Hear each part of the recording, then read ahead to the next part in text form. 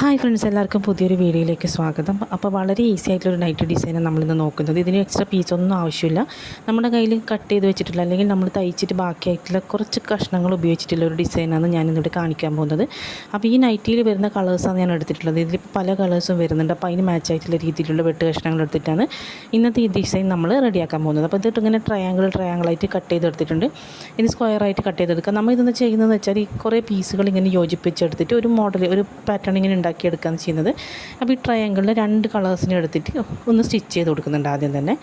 അതേപോലെ തന്നെ 2-3 എണ്ണം, അതായത് പല പല കളേഴ്സിൽ ഇങ്ങനെ 2 വീതം സ്റ്റിച്ച് ചെയ്തെടുത്തതിന് ശേഷം ഇതുപോലൊരു പീസാണ് നമുക്ക് കിട്ടുക. ഇറഗുലറായിട്ടൊരു പീസാണ് നമുക്ക് കിട്ടുക. അപ്പോൾ അതിന് നമ്മൾ എന്താ ചെയ്യേണ്ടതെന്ന് വെച്ചാൽ നല്ലൊരു സ്ക്വയർ കട്ട് ചെയ്തെടുക്കുക. ഏകദേശം ഇതുപോലെ വരുന്ന രീതിയിൽ കട്ട് ചെയ്തെടുക്കുക.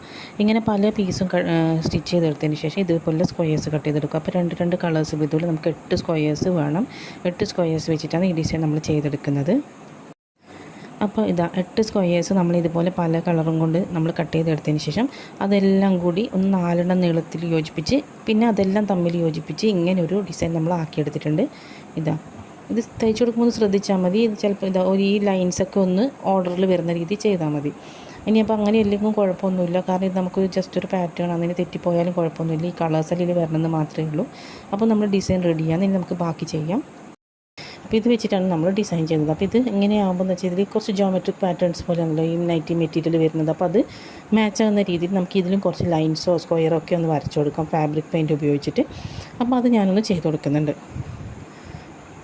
ഇത് വലിയ കാര്യമായിട്ട് കോംപ്ലിക്കേറ്റഡ് ആയിട്ടൊന്നുമില്ല, ഒന്നും ആവുന്നില്ല. നിങ്ങൾക്ക് ചെറിയ ലൈൻസ് മാത്രം ഇട്ട് കൊടുത്താൽ ഞാനിങ്ങനെ നടുക്കുന്ന തുടങ്ങിയിട്ട് അതിന് ചുറ്റും ഇങ്ങനെ സ്ക്വയറായിട്ട് വരുന്ന രീതിയിലൊന്ന് ഇട്ട് കൊടുത്തിട്ടുണ്ട്. കാരണം ഇത് പ്ലെയിനായിട്ട് വെക്കുന്നതിന് കുറച്ചും കൂടി ഭംഗിയായിരിക്കുമല്ലോ. എന്തെങ്കിലും ലൈൻസൊക്കെ വരുമ്പോൾ എന്ന് വെച്ചിട്ടാണ്. ഇനി പ്ലെയിനായിട്ടാണ് വെക്കുന്നതെങ്കിൽ നിങ്ങൾക്ക് പ്ലെയിനായിട്ട് തന്നെ കൊടുക്കാം. അപ്പോൾ ഇത് കംപ്ലീറ്റ് ആക്കിയിട്ട് ഉണക്കിയെടുത്തിട്ടുണ്ട്. അതിൻ്റെ കൂടെ തന്നെ ആ സെയിം കളറിന് മാച്ചാകുന്ന രീതിയിൽ നമ്മൾ തയ്യലിൻ്റെ നൂലിനെ ഉപയോഗിച്ചിട്ട് ഇങ്ങനെ ചെണ്ടുകൾ ഉണ്ടാക്കിയെടുത്തിട്ടുണ്ട്. ഇത് കുറേ തവണ ഇങ്ങനെ ചുറ്റിയെടുത്തതിന് ശേഷം ഒരു കെട്ടിട്ട് കൊടുത്തിട്ട് അങ്ങനെ ചുറ്റി എടുക്കുന്നതാണ് ചെണ്ട്. അപ്പോൾ അതൊക്കെ റെഡിയാക്കി എടുത്തിട്ടുണ്ട്. ഇനി നമുക്കിതിൻ്റെ സൈഡിലേക്ക് നമുക്കിത് ഫിനിഷ് ചെയ്തെടുക്കാൻ വേണ്ടിയിട്ട് ഈ നൈറ്റിയുടെ പീസ് തന്നെ വേണം. അപ്പോൾ അത് 1 ഇഞ്ച് അല്ലെങ്കിൽ 3/4 ഇഞ്ച് നീളത്തിൽ കട്ട് ചെയ്തെടുത്താൽ മതി. ക്രോസ് പീസല്ല, സാധാരണ പീസാണ്.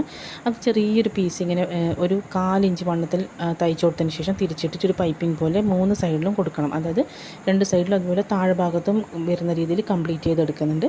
അപ്പോൾ ഏകദേശം നമ്മളെ പാറ്റേൺ റെഡി ആയിട്ടുണ്ട്. ഇത് നമുക്ക് നൈറ്റി പീസിലേക്ക് വെച്ച് കൊടുക്കാമെന്ന് വേണ്ടത്. അപ്പോൾ ആ വെച്ച് കൊടുക്കുന്നതിൻ്റെ ഇടയിൽ നമ്മൾ ഈ ഉണ്ടാക്കിയെടുത്ത ഈ ചെണ്ട് പോലുള്ള സംഭവങ്ങൾ ഇവിടെ ഇങ്ങനെ വെച്ച് കൊടുത്തതിന് ശേഷം തയ്ക്കുമ്പോൾ അത് വെച്ച് കൊടുക്കുന്നത് ആദ്യം ഒരു സൈഡ് തയ്ക്കുക, എന്നിട്ട് ഈ താഴത്തെ ഭാഗം തയ്ക്കുന്നതിൻ്റെ കൂടെ ഇതിങ്ങനെ വെച്ച് കൊടുത്തതിന് ശേഷം നമ്മൾ മെയിൻ മെറ്റീരിയലിലേക്ക് വെച്ച് കൊടുക്കുകയാണ് ചെയ്യുന്നത്.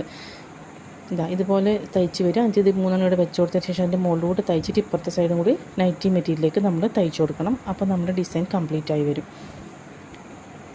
അപ്പോൾ വേണമെങ്കിൽ ഒരു 3 മിറേഴ്സും കൂടി നമുക്ക് നടുക്ക് വെച്ച് കൊടുക്കുക. അപ്പോൾ ഒരു തിളക്കം കൂടി ആവും.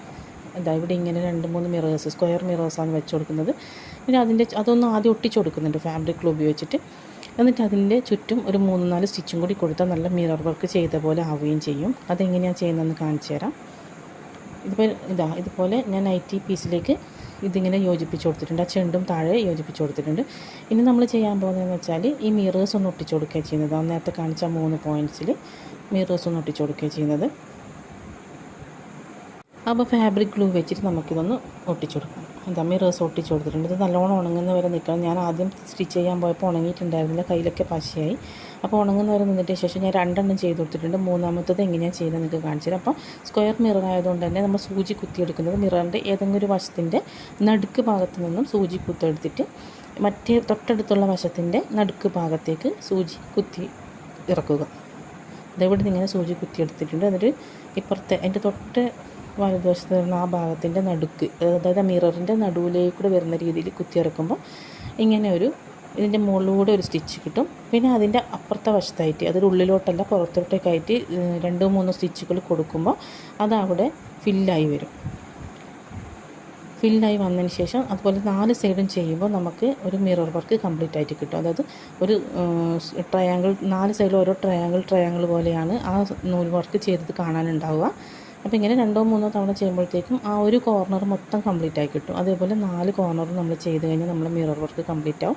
അതേപോലെ തന്നെ ഇങ്ങനെ സ്റ്റിച്ച് കൊടുക്കുന്നതുകൊണ്ട് തന്നെ ഇതൊരിക്കലും ഇളകി പോകില്ല. നമ്മൾ ഫാബ്രിക് ഗ്ലൂവും കൊടുത്തിട്ടുണ്ട്, അതിൻ്റെ കൂടെ സ്റ്റിച്ചും കൂടി കൊടുത്തിട്ടുണ്ട്. അപ്പോൾ നല്ല ഉറപ്പായിട്ട് തന്നെ നിൽക്കും. നമ്മൾ എത്ര വാഷ് ചെയ്താലും അത് ഇളകി പോകുന്നില്ല. ഇതിപ്പോൾ ഞാൻ 3 സ്റ്റിച്ച് കൊടുക്കുമ്പോഴത്തേക്കും ആ മിററിൻ്റെ ഒരു കോണ് മൊത്തമായിട്ട് കംപ്ലീറ്റ് ആയിട്ടുണ്ട്.